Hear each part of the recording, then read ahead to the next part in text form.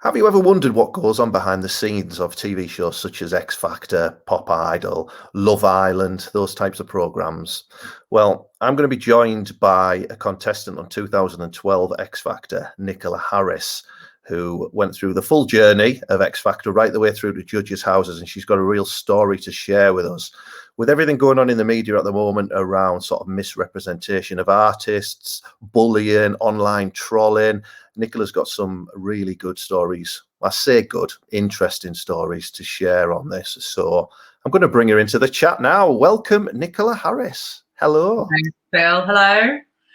Good. Thanks. Nice of you inviting me. Thank you. Oh well, thank you for doing this. And I know you've sort of reached out and you wanted us to really explore this in more detail with everything that's going on. So I thought we'll have a chat. I've got quite a few questions. We've got a couple of clips to share, and I just think it'll be something that people will want to watch at home. So thank you for doing this. Thank you for having me. Excited. Good.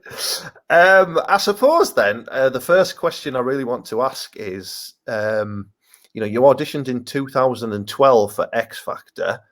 Why didn't you audition for the X Factor before then? Why was it 2012? Because you weren't exactly a spring chicken, if you don't mind me saying that.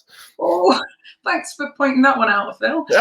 Well, I mean, it's quite stereotypical, isn't it? That it's a lot of these sort of 18 to 22-year-olds who tend to really push themselves forward for this, and you love music, you can tell that. So what prompted you to do it in 2012? Why not earlier? Well, when it came to light in the first place, I was already touring around with a girl trio, and we were already going to different destinations and venues, and I was sort of touring all over the world at the time. And I come from a comfortable background, comfortable family, but by all means, my parents aren't rich.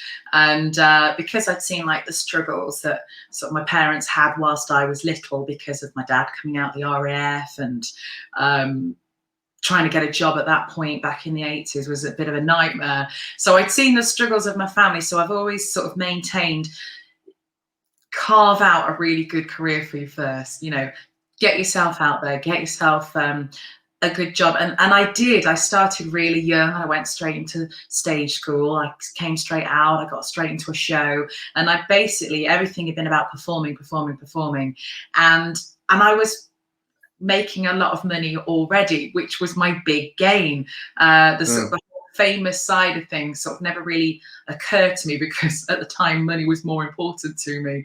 So I was already, at the time, the first year that X Factor ever came out, I was already in the overs. And I just didn't see much point for me going on, because I kind of felt I was already doing what a lot of them, when they come out, start to do, because it was all everything was covers. Nobody sang their own songs. So I really didn't see much point at the time, because, well, I didn't. So you were 35, am I right, when you auditioned? I was, yes. Yeah. Wow. Yeah. So and how did that feel? Well, because I decided obviously at 35 to audition, because like I say, I'd already sort of carved out a career for myself. I was making good money, living in a really nice house. I just thought I got nothing to lose. And I'd also seen there was a big change around sort of that year and the year before. I was actually noticing that contestants were able to sing their own songs. And it was, that kind of flipped my head a bit. I was like, oh, to be able to sing my own song, that would be brilliant. That would really be my only reason for audition, because, I know people have different thoughts about X Factor, but I thought, if I did stand a chance, if I did get to, sing one of my own songs that I've written, then, well, you just don't know. And I just thought, I've got nothing to lose. I've got my career, and if it goes well, it goes well. If it doesn't, I've not lost anything. So that's why I decided at 35, well, let's give it a shot. Yeah.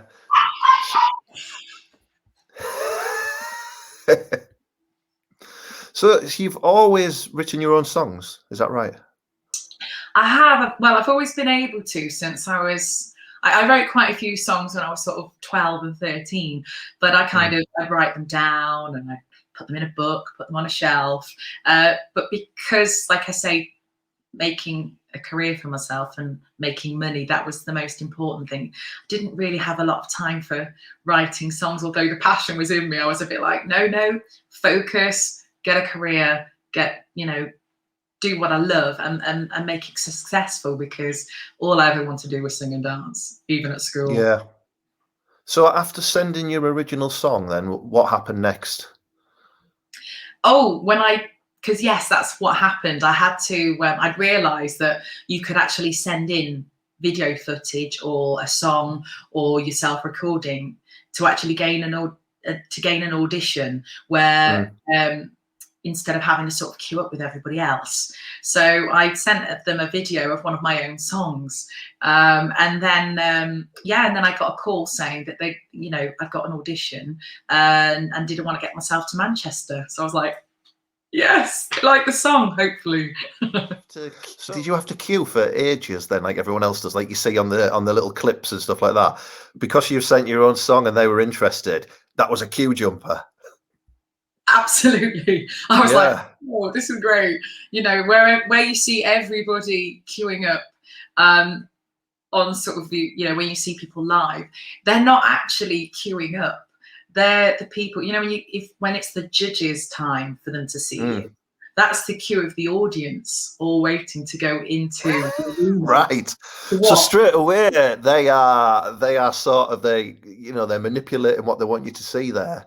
Yeah, and right. then because it was raining the day of my first audition, I had to go. They got me on a train to go all the way to Newcastle just to film the outside bits because it was sunny there. So where all this audience were queuing up to go into the Newcastle arena, they pulled back the bars for me to then go and stand in this queue, put it forward again. I'm like, right, now film, as if I was queuing up with everybody, but none of those were there to audition. They were there to see the audition. So already it's like, what's going on? Wow. So what did you sing then? What was the song that you sang? Well, when I got to the audition, the very first one before the judges, this was all just producers in Manchester. I sort of, we all got led in, straight away into the building. Everyone sat around for quite a bit.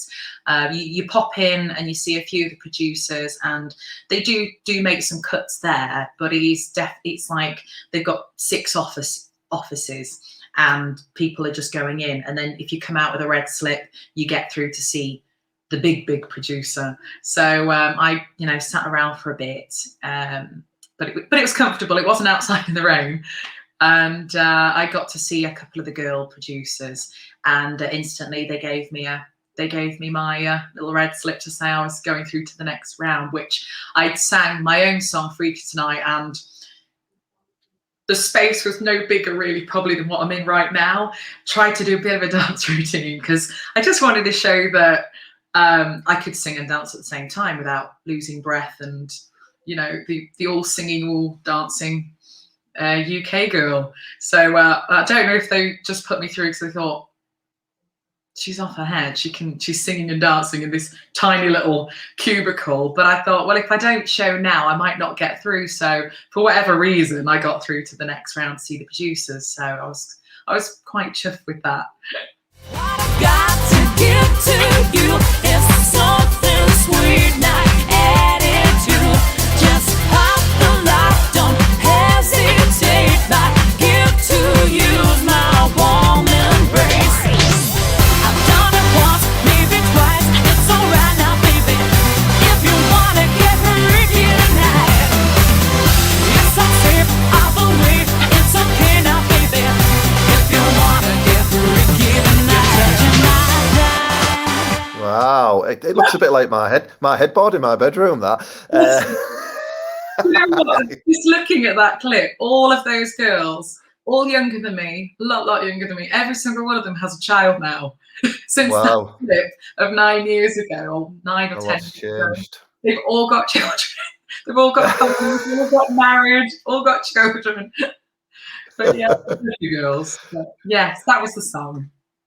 So how did it go down then? Did they enjoy it?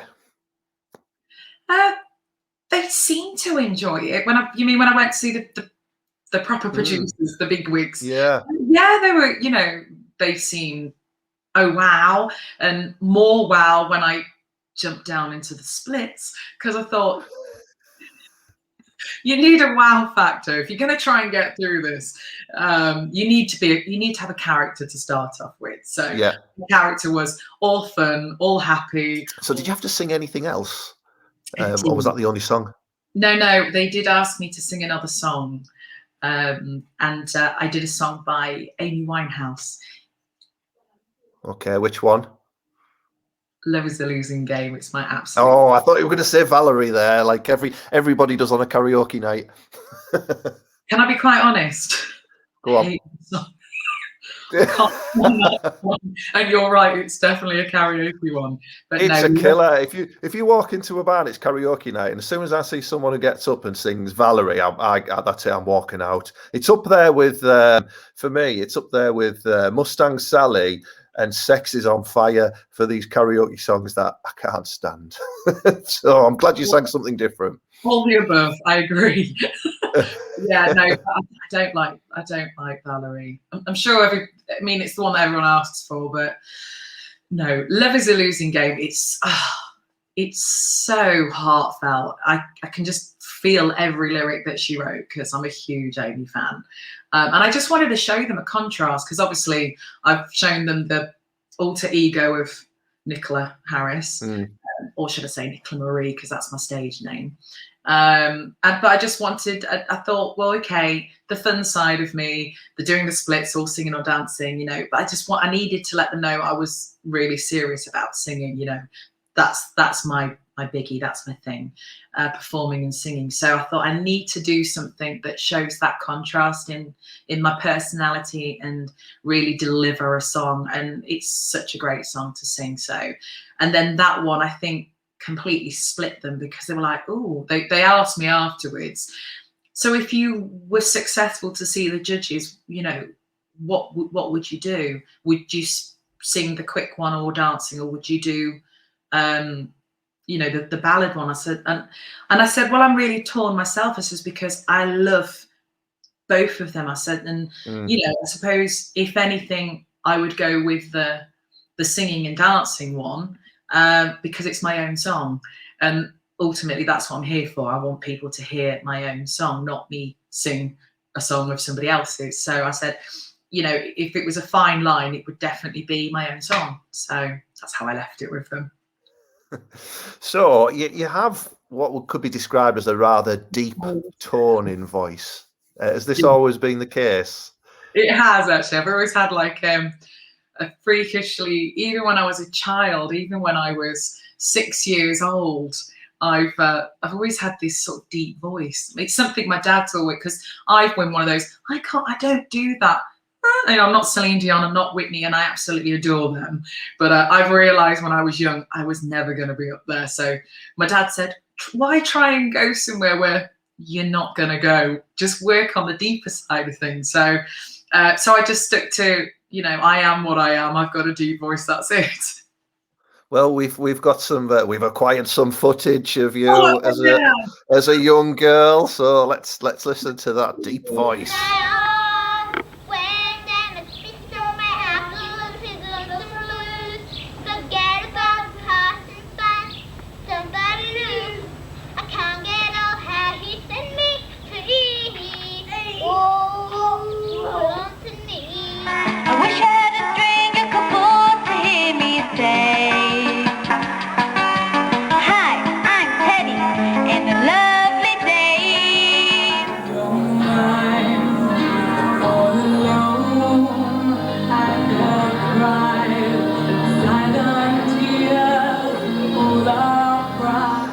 I love the first one with the Freddie Mercury. Yeah. That's what my mum used to sing, so I used to copy her. Some fantastic fashion choices there as well, Nicola. So Yeah.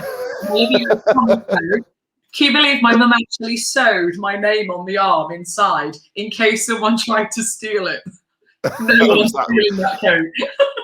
was it that well sought after? Was it? Is that why? Yeah. My mum obviously thought so. How well did the Amy song go down then? Because we touched on it earlier, but we didn't really say if they liked it. They did like it, yes. I think I think that's made. I think they were torn as which way to go with me. So did it show your flexibility? Do you think of how you can mix things up if needed to? And that's what they want on that type of show, isn't it? You know, what would you have done if they asked you to rap? Yeah. Salt and pepper's heat and we're in a fix. Want you to push it, baby, when the night.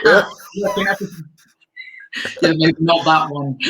Got it all. Got it all.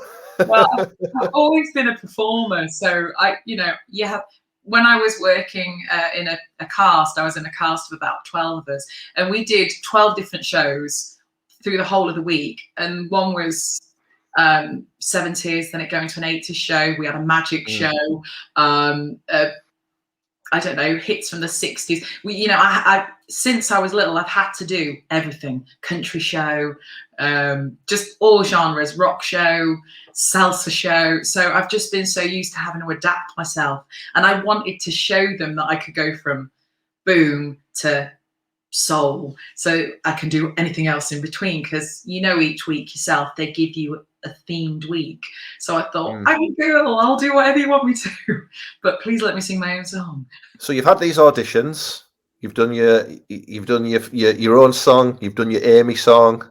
What happened next? What's the next step in the process? The next step in the process is you wait for a couple of weeks, maybe 2 couple of weeks. Weeks, yes, because they've got so many people to see within 2 weeks. So yeah, I'm sure it's about 2 weeks or so. And then I had a phone call, and the phone call, it wasn't sort of saying you're definitely through. They just want to know a little bit more about you. So they go through everything again in absolute detail. And they ask you so many questions so that they really get to know what makes you tick. Things like I was asked, what would my husband say was my worst trait? And what judge would you really, really want to impress? And so they kind of started to build up a profile on you. So stuff like that, really, before they decide. So who did you want to impress the most then? I wanted to impress, obviously, Gary. Gary. Yeah. Why Gary? Because he's gorgeous. Because he's absolutely gorgeous. No, I did. I was honest. I said, well, when I was, when Take That were at their height, I was probably about 19, 20, but I wasn't a huge Take That fan. But I noticed he always got the one who was barring, and he was on the sort of little bit more chubbier side, wasn't he? But he was the one that I always liked. I thought, I'm not interested in Robbie, or they were too boyish, whereas to me Gary was more manly, and I've always preferred manly people. So I said that to them, so they kind of kept rolling with the whole Gary then, put it in my phone. I thought, yeah, can we get away from the side that I've said that now? My whole point is he's a brilliant songwriter, and I just want him to hear one of my songs and generally get a genuine sort of reaction of what he thinks of my own songs. That was the most important thing. But they seem to want to go with the story more of, Nicola really likes Gary Barlow. It's like, yeah, I said that once, and now you're getting me to repeat it. Because obviously they get you to repeat stuff all the time, not you've got a fetish over Gary Barlow. So when did you finally get the call then to say you were going to the sort of live auditions? Let me just